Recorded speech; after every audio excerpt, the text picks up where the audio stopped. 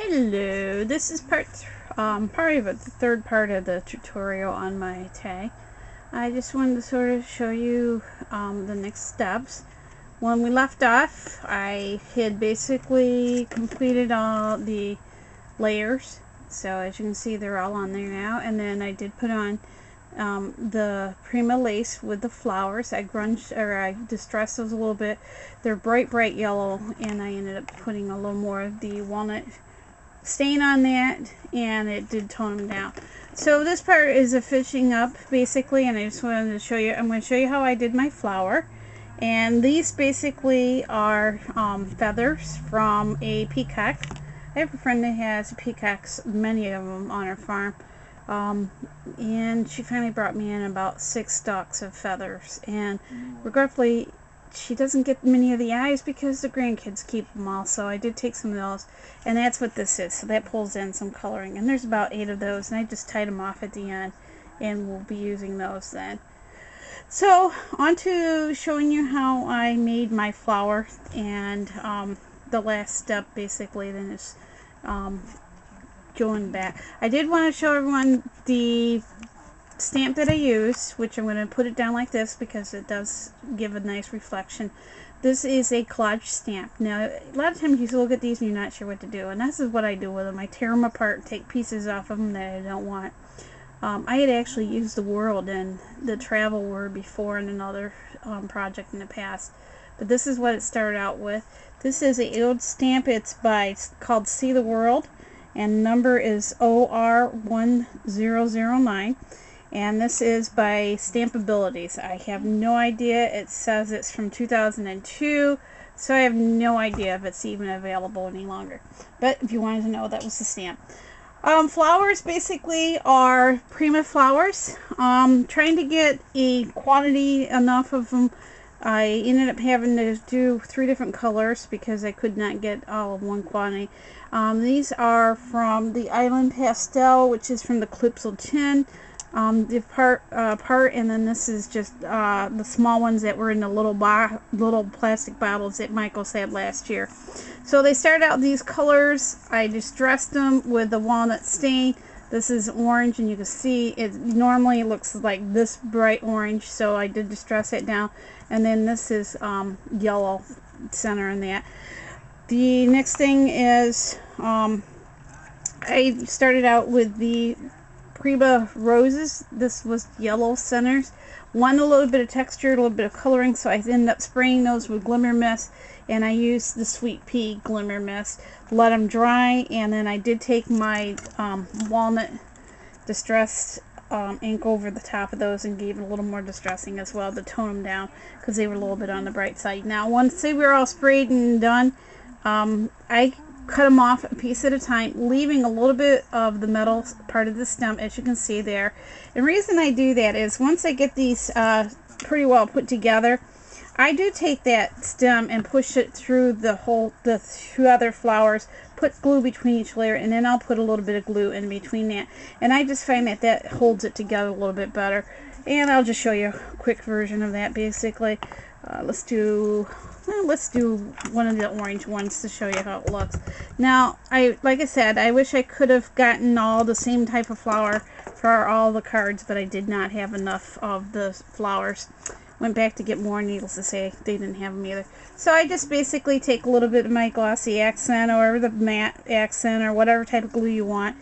And as usual, it is plugged, so I'll get a little pin in there, get it unplugged, and just get a little bit of dab of glue around that. Put the next flower in the center, push it down, hold it together for a moment, expand the hole a little bit, put more glue into that area again, push my flower, leaving the stem straight up like that, the extra little piece straight up, push it in there, pull it from underneath, and do try to get some of the green flower leaves out, hanging out if you can, like that. Pull it to the back, put some more glue to the back of it, and then push down whichever way you want that piece of metal and the stem part, and then I just put a little more glue on it, put it to the side, let it dry. I had done this earlier with a green one, so I'm going to show you the next step. I wanted to give it some layers, and what I ended up doing was I'd watch a couple of videos and decided to go ahead and come up with this little version. I know Velma's flowers, everybody was making those flowers, but I saw a couple of videos using this triple thick product, and I decided to try that. So this is like a consistency of honey is the best way to describe it. So what I ended up doing is I take that and I just end up painting it all over the tops of my flowers. I got the nice rose in the center. I got each of the layers of the petals on the first layer. Now what I will do occasionally is once I get this point, I will try to lift up some of those petals, put some of this underneath. It acts as a glue then, and it cuts it to your next layer. And you just really want to get this on. You don't want to worry about getting it 100%. You want to get it though so that you're going to get some stiffness to the flower once you get it to a certain point. This is messy. It's not easy to keep your fingers not getting messed up. So you just want to paint it real good, real nice and thick.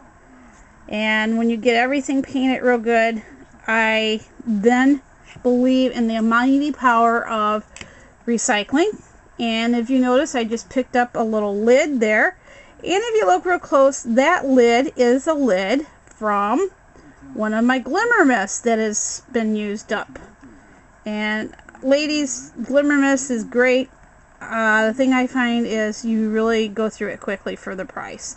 So, you know, if it is an investment, I'm beginning to think maybe making your own is a good way to do. Now, what am I going to do with that lid is I'm going to take my flower, once I have it all gooped up really well, I'm going to take my end of my paintbrush, and this just depends on how you want to shape your flower, and I'm going to push it down into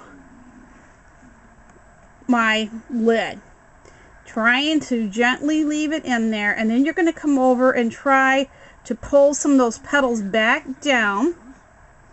And this is where it gets really messy and delicate.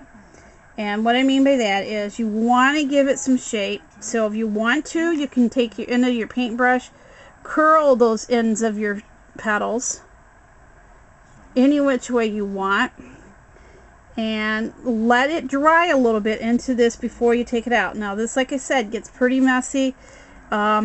It's not easy to keep it in there. You have to sometimes keep coming back and pushing it back down in there. But you do want to try to keep it a little bit on the flat side. You don't want to get it down in there too far, because then you can't lay flat.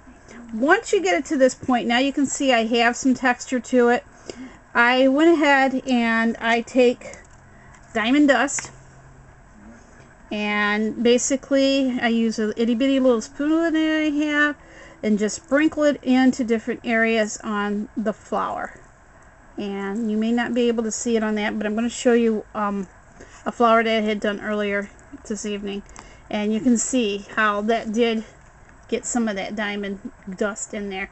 And this one's pretty well almost dried, and as you can see, it does look like a petal now. It's got some shape to it. It does have a form to it. You want to make sure you have that so it lays flat. And then basically that's pretty well how I did the flowers, and just play around with them. It is gluey, it's messy, but you know what, it all washes off your hands eventually. And then, like I said, the last part of it was just layering it onto my card. And then the back of the card was just, I had this French script like letter and a couple other things and some fibers at the top, and that's pretty well my tag for the swap. Any questions, you can contact me, but I tried to tell you all the products I use in the stamp. Have a great time. Bye.